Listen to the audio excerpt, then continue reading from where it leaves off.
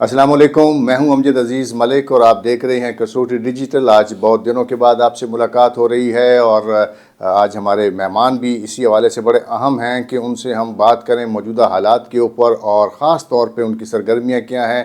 آج ہم نے جس شخصیت کو دعوت دی ہے ان کا تعلق پشاور سے ہے اور سابق جج ہیں اور مختلف عہدوں پر فائز رہے، جبکہ آج کل بھی مختلف نہ صرف یہ کہ مضامین لکھ رہے ہیں بلکہ اپنا جو تجربہ ہے اس سے اب لوگوں کو فائدہ پہنچانے کی ہر ممکن کوشش کر رہے ہیں۔ میری مراد جناب خواجہ وجیہ الدین صاحب سے ہے۔ بہت شکریہ خواجہ صاحب، آپ تشریف لائے۔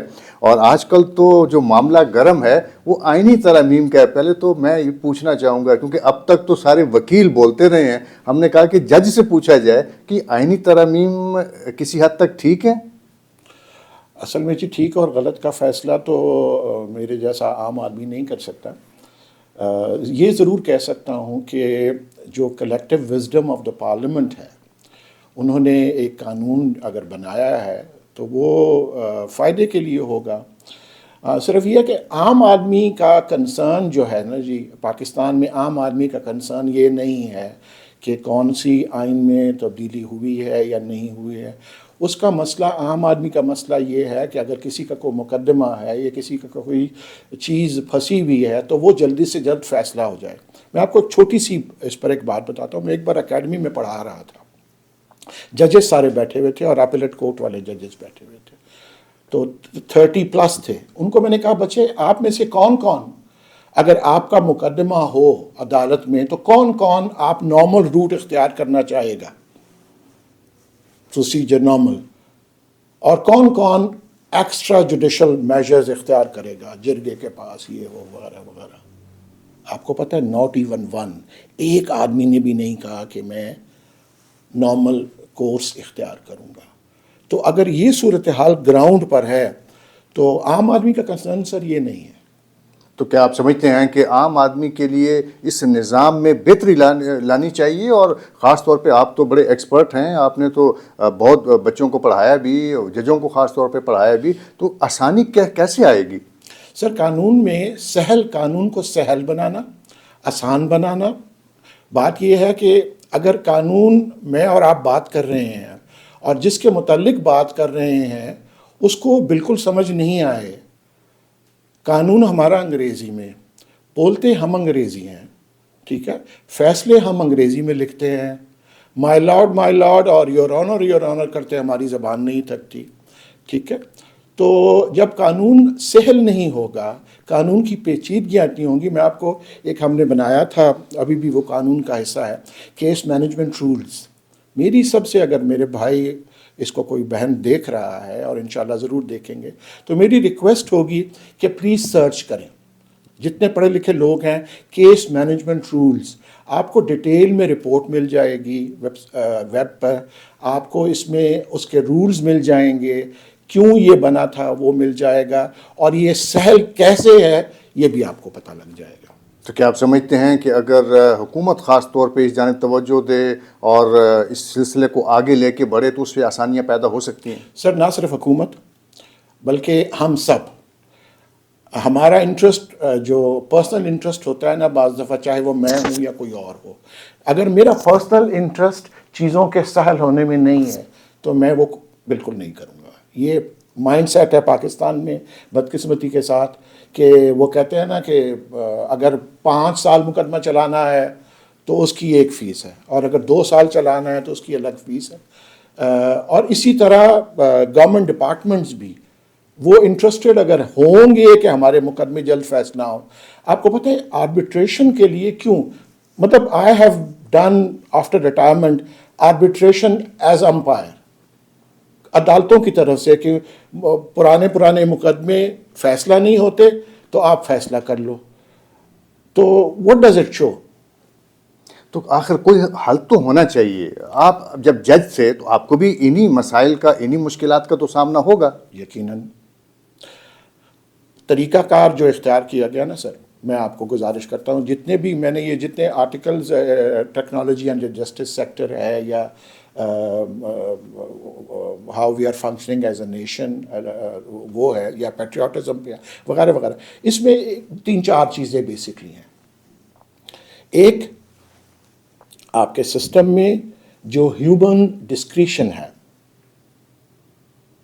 اس کو نکال دینا، بالکل نکال دینا۔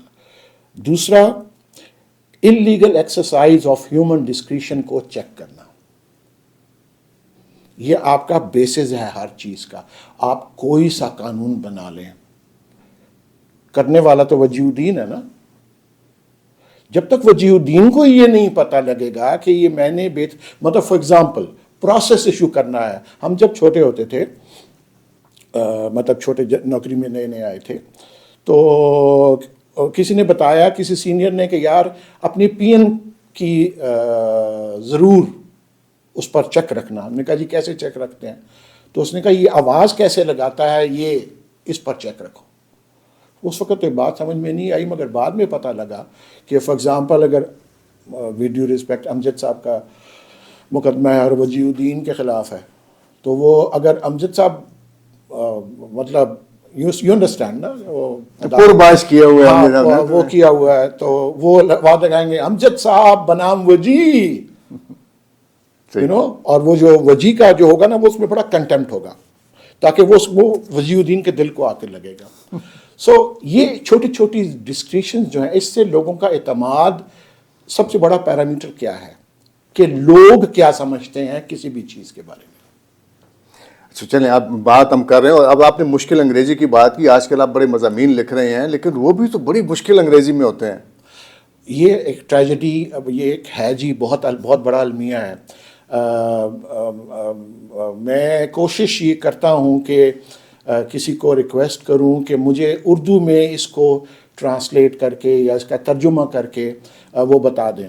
ہمارے جیسے پود کی، یہ ہماری جو جنریشن ہے، میں اپنی بات کر رہا ہوں، اس کا ایک پرابلم یہ ہے کہ ہماری تعلیم ہوئی ہے انگریزی میں، ٹھیک ہے؟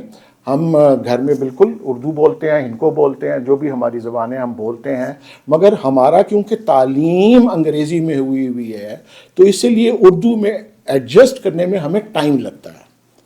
مگر میری یہ خواہش ہے کہ میرے جتنے آرٹیکلز ہیں، میں کوشش کروں، بلکہ آپ سے بھی میں نے ریکویسٹ کیا تھا کہ اس کو اگر اردو میں کریں۔ ایک دو ہمارے جرنلسٹ دوست، انہوں نے اس کو میں کیا ہے، اور وہ شاید امید ہے ایک تو آج اخبار میں بھی چھپا ہے جی۔ بہت اہم موضوعات کو آپ نے سامنے رکھا، اور خاص طور پہ میں دیکھ رہا تھا اخلاقیات کے حوالے سے آپ مختلف اسکولوں میں بھی جاتے ہیں، یہ بھی آپ کا بڑا انتہائی اہم ٹاپک ہے۔ تو اس کی بنیادی وجہ کیا ہے؟ سر بنیادی وجہ یہ ہے کہ تھرو آؤٹ نوکری میں بھی اور ویسے بھی اس سے پہلے بھی یہ شدت سے ہمیں محسوس ہوا کہ ذاتی طور پہ کہ ہم کو سچ اور جھوٹ کی پہچان پاکستان میں نہیں ہو پاتی۔ تو جب اس کو مزید کوریدنے کی کوشش کی تو ہمیں یہ پتہ لگا کہ نہ صرف ہمیں سچ بتاتا کوئی نہیں ہے، بلکہ سچ چھپایا جاتا ہے۔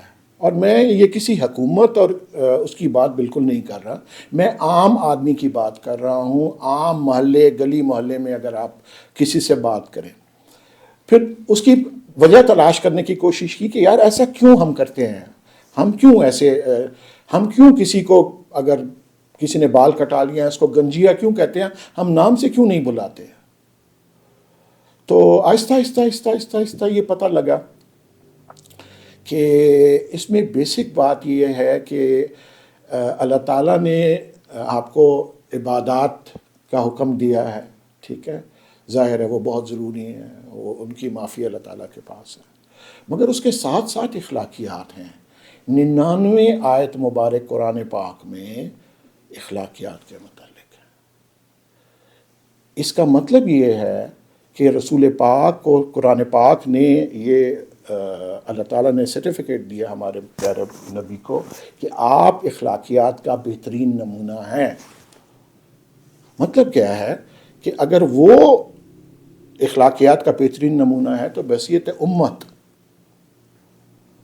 ہمارا بھی یہ فرض بنتا ہے کہ ہم مطلب جیسے جھوٹ نہیں بولیں، وعدہ کریں تو پورا کریں، کسی کے سامنے ادب سے، تمیز کے ساتھ کسی کو غلط نام سے مت پکارو، صفائی نصف ایمان ہے۔ یہ ایسی بہت ساری چیزیں ہیں جو کہ ہم بچوں کے بلکہ ہم ایسے بھی کرتے ہیں کہ پھر بچوں کو جب بچے ہفتے میں یا 2 ہفتے میں ایک بار پھر ان کے والدین کو ساتھ بلاتے ہیں. اور بتاتا چلوں کہ یہ اجالا اسکول ان لوگوں کا ہے جن کا کوئی والد وارث نہیں ہوتا. میں چاہ رہا تھا کہ میں اجالا کی طرف آؤں اور اس حوالے سے پوچھوں کہ یہ سوچ کیسے آپ کو آئی اور کس طرح سے آپ نے اس سوچ کو آگے بڑھایا؟ سر سوچ ایسے آئی کہ جب آپ بازار جاتے ہیں تو بازار میں آپ کو بچے ملتے ہیں اور بدقسمتی کے ساتھ بھیک مانگنے والے بچے آپ کو زیادہ ملتے ہیں. اور یہ اب سے نہیں ہے. یہ جب ہم چھوٹے تھے، ہم جب شہر میں رہا کرتے تھے سر، تو وہاں حج نگری ایک علاقہ ہے، پشاور کے لوگ جانتے ہیں، تو وہاں مرغی والا ایک بیٹھا ہوتا تھا، چھوٹا سا بچہ. تو اس کو میں کہتا تھا یار تو یہاں کیوں بیٹھتا ہے، وائی ڈو یو سٹ ہے؟ تو مجھے کہتا ہے روٹے بخرم کا تعلیم. میں اس کو کہتا تھا پڑھو، تو وہ کہتا تھا روٹی کھاؤں گا کہ پڑھوں گا. تو وہ آہستہ آہستہ ہمیں پھر سمجھ میں آیا کہ نہیں یار، ہم کو کچھ یہ اکنامک آسپیکٹ پاکستان میں ہے پرابلم لوگوں کا کھانا کھانا. اس کے ساتھ ساتھ ہم کو اس کو نکال کے اس کو مد نظر رکھتے ہوئے یہ ہم ایک ایسی چیز شروع کریں. تو آنیسٹلی میں نے یہ شروع نہیں کیا جی، یہ پہلے سے ایک چیز قائم ہے جو کہ ایسوسیشن ہے ایک agriculture women business professional women کی. تو ان کے یہ سکولز ہیں، تو اس میں ایز والنٹیئر میں پڑھانے جاتا ہوں جی، جس میں زیادہ فوکس اخلاقیات ہوتا ہے، حب الوطنی ہوتی ہے، ڈبیٹس، کریٹیو آرٹس، جو بھی کوئی ڈرائنگ کر سکتا ہے، کوئی کشتی بنا سکتا ہے وغیرہ، کوئی اچھا بول سکتا ہے، پبلک سپیکنگ بہت اچھی ہے. قائد اعظم علامہ اقبال، کیونکہ یہ پرابلمز ہیں پاکستان میں پیٹریاٹزم کے، تو اس لیے اس طرح ہم کرتے ہیں. جو اب میں دوبارہ واپس آنا چاہتا ہوں، کیونکہ میرے ذہن میں وہی آ جاتا ہے کہ آپ اتنا عرصہ جج رہے اور اس حوالے سے جو سائلین کو جو مشکلات کا سامنا ہوا کرتا تھا، آج کل بھی وہ سلسلہ جاری ہے. تو بنیادی وجہ کیا ہے کہ مقدمے ختم ہی نہیں ہوتے اور طوالت اختیار کرتے ہیں؟ کیا اس میں سسٹم کی کمزوری ہے یا پھر جو وکلاء حضرات ہیں شاید وہ اپنے مالی منافع کے لیے ایسا کرتے ہیں؟ سر کسی ایک فریق کو مورد الزام ٹھہرانا میرے خیال میں یہ صحیح بات نہیں ہوگی، کیونکہ اس میں بہت سارے فریق انوالو ہوتے ہیں لیٹیگیشن کے ایک پروسیس میں. عام آدمی سے لے کر وکلاء صاحبان، ان کے درمیان میں منشی یا جو بھی آپ اس انسٹیٹیوشن کو کہہ لیں وہ ہوتا ہے. پھر اس کے بعد عدالت ہے، عدالت کا سٹاف ہے وغیرہ وغیرہ. تو یہ سارا ایک پروسیس ہے. اس پروسیس میں جو میں نے آپ کو عرض کیا تھا کہ ہم نے کیا کیا، کوشش کی. فار ایگزامپل چھوٹی سی بات ہے، میری تاریخ اگلی کیا ہے، ٹھیک ہے جی، اس کے لیے آپ کو پتہ ہے کیا ہوتا ہے، یا مجھے ایک چھوٹی سی نقل چاہیے اور کچھ نہیں، میں نے صرف اپنی آج کی کارروائی کی نقل لینی ہے. تو عام طور پہ جو ہوتا تھا وہ آپ کو پتہ ہے، وہ مجھے بیان کرنے کی ضرورت نہیں ہے. ہم نے کیا کیا؟ ہم نے یہ کیا کہ ایک بندہ بٹھا دیا جس کے پاس کمپیوٹرز کا سارا ریکارڈ، سارا ڈیٹا موجود تھا. وہ CFMIS کے ذریعے، کیس انفو مینجمنٹ سسٹم کے ذریعے پہلے اس کو ایک جگہ پہ یکجا کیا گیا. پھر اس کے بعد کوئی بھی آدمی آئے، میرا آج کیا ہوا، موبائل نمبر بتاؤ، موبائل نمبر پہ گیا، پہنچ گیا.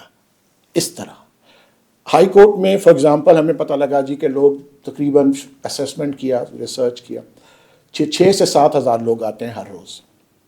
اچھا جی، کس لیے آتے ہیں؟ وکیل سے ملنا ہے، تاریخ پتہ کرنی ہے، آڈر شیٹ لینی ہے وغیرہ وغیرہ، چھوٹے چھوٹے معاملات. آپ کو پتہ ہے جتنے لوگوں سے ملاقات ہوگی پروسیس میں، اتنا ہی زیادہ وہ شاید آپ کی جیب پر بھاری پڑتے ہیں. یہ حقیقت ہے نا، بدقسمتی سے. لیکن آپ کا جو سسٹم تھا اس سے لوگوں کو پھر میں آپ کو سسٹم میں وہی عرض کرنے لگا ہوں آپ کو. تو اسٹڈی جب کیا کہ جناب یہ اتنے لوگوں کا داخلہ ہم کیسے ان کو سہل بنائے، اس کے لیے ہم نے ای کیاسک بنائے۔ ای کیاسک کیا چیز ہے؟ ای کیاسک بیسکلی ایک کمپیوٹر ہے، ایک اسکرین ہے، آپ ہائی کورٹ جائیں تو آپ کو پہلے گیٹ میں داخل ہوتے ہوئے ای کیاسک نظر آئے گا۔ اس میں کیا ہے کہ آپ موبائل، آج کل تو ہر ایک آدمی کے پاس موبائل ہے، آپریٹ کرنا آتا ہے، تو موبائل سے آپ اس پہ اپنا نام لکھیں، آپ کو اپنا کیس، گزشتہ تاریخیں، آنے والی ڈیٹ، کون کون سے بینچ کے پاس لگی ہے، اور شیٹس کیا کیا ہیں، ساری ڈیٹیل آپ کے موبائل پہ یا اس میں آپ ان کو اپنا موبائل فیڈ کریں، وہ آپ کو ریگولرلی اپڈیٹ آپ کے موبائل پر آتی ہے۔ وہ آپ کو ضرورت ہی نہیں ہے کسی کے پاس جانے کی، کسی کو پوچھنے کی۔ یہ ایک چھوٹی سی اگزامپل ہے کہ ہیومن ڈسکریشن کیسے کم کرتے ہیں۔ یا تو اب کیا صورتحال ہوئی؟ جو اتنا 6-7 ہزار لوگ آیا کرتے تھے اس میں کمی واقع ہوئی؟ اب سر لاسٹ جو اسیسمنٹ ہم نے کی تھی 2000 لوگ آتے تھے پر ڈے، 2 سے 3000، اور یہ چیز ڈسٹرکٹ کورٹس میں بھی اپلائی کی۔ پشاور میں آپ کبھی عدالتوں میں جس اماؤنٹ کا رش ہوتا تھا، اور ابھی بھی ویسا نہیں ہے جیسا ہونا چاہیے، مگر مقصد یہ جی کہ یہ چیز اتنی زیادہ اپریشیٹ کی گئی، وکلا صاحبان نے بھی، بلکہ سپریم کورٹ کے اس وقت چیف جسٹس آئے تھے پشاور، تو وہ بہت حیران ہوئے کہ یہ کیسے آپ لوگوں نے پہلے کیسے کر لیا، ہمارے لیے بھی کرو۔ پھر ان کے لیے بھی ہم نے یہ ای کیاسک والا، تو گویا ٹیکنالوجی کی بڑی اہمیت ہے اور ٹیکنالوجی سے فائدہ اٹھانے کی ضرورت ہے۔ بہت زیادہ۔ دیکھیں سر، ہیومن ڈسکریشن جیسے پروسیس ہے، فار ایگزامپل ہم نے یہاں طریقہ بنایا تھا کہ 2 چیزیں، کیس فکسیشن ایک پرابلم ہے، باقاعدہ پرابلم ہے، ہر ایک آدمی کہتا ہے میرا کیس فیصلہ ہو اور جائز طریقے سے، limited amount of presiding officers ہوتے ہیں، اور کون سا کریں۔ تو کیس پرائرٹائزیشن کی بجائے ہم نے آٹومیٹڈ فکسیشن۔ آٹو فکسیشن کیسے ہوتی ہے؟ آٹو فکسیشن یہ ہے کہ آپ کا مقدمہ فلانی تاریخ پہ دائر ہوا، اگر 2015 کا مقدمہ ہے تو وہ پہلے لگے گا، خود بخود، مجھے کہنے کی ضرورت نہیں ہے، آپ کو کسی کو بھی کہنے کی کوئی ضرورت نہیں ہے، وہ مقدمہ پہلے لگے گا اور وہ ریڈ کاز لسٹ میں جائے گا۔ ریڈ کاز لسٹ وہ ہوتی ہے کہ کچھ بھی ہو جائے اس نے ایڈجرن نہیں ہونا۔ اور یہ جو سسٹم ہے ابھی بھی کام کر رہا ہے، اسی طرح کر رہا ہے کام؟ تو یہ تو آپ کی بہت بڑی خدمت تھی۔ لیکن آپ نے ابھی سپریم کورٹ کے چیف جسٹس کی بات کی، تو ہمیں آج ہی پتہ چلا کہ اب جسٹس یا افریدی جو ہیں وہ پاکستان کے چیف جسٹس بن گئے ہیں۔ تو آپ نے تو ان کو دیکھا ہوگا، پشاور ہائی کورٹ میں رہے بڑا عرصہ، انہوں نے خدمات انجام دی، وکالت بھی یہاں پہ کی۔ تو آپ اس تبدیلی کو، اس نامزدگی کو کس طرح سے دیکھتے ہیں؟ ایک تو جی ہمارے لیے فخر کی بات ہے کہ پختونخوا سے ہمارے چیف صاحب یہاں بھی رہے اور بہت شستہ آدمی ہیں الحمدللہ، کیونکہ اچھے خاندان سے بھی ہیں۔ ان کے والد صاحب کے ساتھ کام کرنے کا اتفاق بھی اسحاق صار کو ہوا تھا، اینڈ آئی فاؤنڈ ہم his father to be a brilliant man، عمر صاحب۔ اور اسی طرح یحییٰ صاحب کے ساتھ بھی کام کرنے کا اتفاق ہوا اکیڈمی میں بھی۔ تو بہت پروفیشنل قسم کا انسان ہے جی، اللہ تعالیٰ ان کو کامیاب کرے اس ملک کی خاطر۔ سوالات بہت سے ہیں اور ہم چاہتے ہیں کہ آپ سے گفتگو کا سلسلہ یہ جاری رہے، لیکن چونکہ ہمارے پاس وقت کم ہے، لیکن میری خواہش ہوگی کہ ہم آئندہ بھی مختلف موضوعات پر آپ سے نہ صرف یہ کہ آپ کی رائے لیں، بلکہ جو انصاف کی فراہمی کی جو صورتحال ہے اس کے اوپر تبادلہ خیال کا سلسلہ جاری رہے۔ میں آپ کی آمد کا بہت مشکور ہوں اور توقع رکھتا ہوں کہ آئندہ بھی ہم گفتگو کا یہ سلسلہ جاری رکھیں گے۔ میں مشکور ہوں جی، آپ نے مجھے بلایا اور بات کرنے کا موقع دیا، اور میں انتہائی دل سے مشکور ہوں جی۔